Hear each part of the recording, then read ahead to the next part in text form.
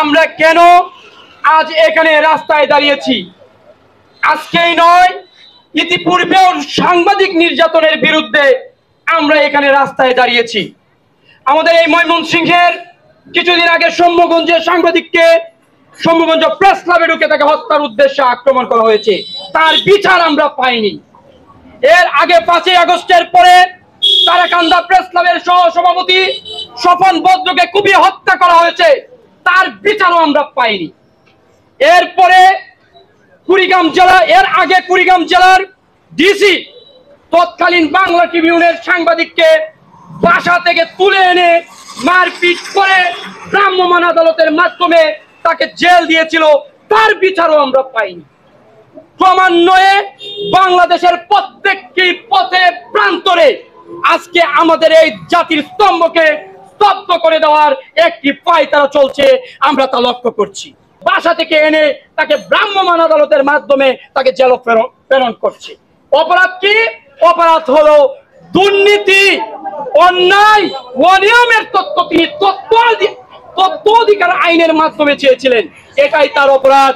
আমরা ঐক্যবদ্ধভাবে গৌরীপুরের গণমাধ্যম কর্মীরা প্রত্যেকটি অনিয়ম অন্যায়ের বিরুদ্ধে আমরা আমাদের কলম চালিয়ে যাব। মোহাম্মদ রাসেলের অবিলম্বে প্রত্যাহার, বিভাগীয় মামলা এবং তার বিরুদ্ধে একজন সাংবাদিককে অনৈতিকভাবে তিনি যে সাজা দিয়েছেন তার জন্য তার বিরুদ্ধে ব্যবস্থা গ্রহণের দাবি জানাচ্ছি।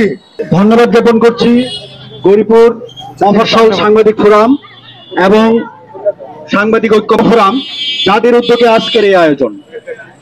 আসলে আমরা কি দেখতে পাই, আমরা যখনই কোনো কিছুর জন্য জবাবদিহিতা এবং কোনো কিছু জানার জন্য প্রশাসনিক যে কোনো কর্মকর্তার কাছে আমরা যাই না কেন, তারা রাগান্বিত হয় আমাদের।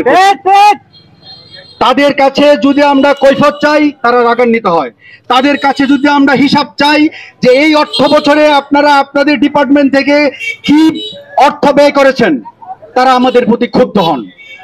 আমি আপনাদের মাধ্যমে বলতে চাই, সারা দেশে এই সাংবাদিকদের উপর অত্যাচার, অন্যায়, অবিচার হলে আমাদের সাংবাদিকরা কিন্তু বসে থাকবে না। আমাদের সারা বাংলাদেশে আমরা সাংবাদিক এক হয়ে আমরা এর বিরুদ্ধে প্রতিবাদ গড়ে তুলব।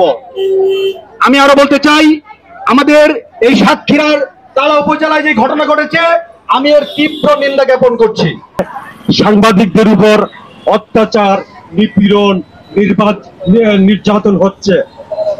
সম্প্রতিকালে সাতক্ষীরা তালায় যে ঘটনা ঘটছে, একজন নির্বাহী ম্যাজিস্ট্রেট, একজন ইউনু সাহেব একজন সাংবাদিককে, কালের কণ্ঠের যে জেলা প্রতিনিধি টিপুকে আপনার 10 দিনের সশ্রম কারাদণ্ড দিয়েছে। আর এই ঘটনার আমরা গৌরীপুরের সাংবাদিক মহল, গৌরীপুর সাংবাদিক ঐক্য ফোরাম, মফস্বল সাংবাদিক ফোরামের পক্ষ থেকে তীব্র নিন্দা এবং প্রতিবাদ জানাচ্ছি।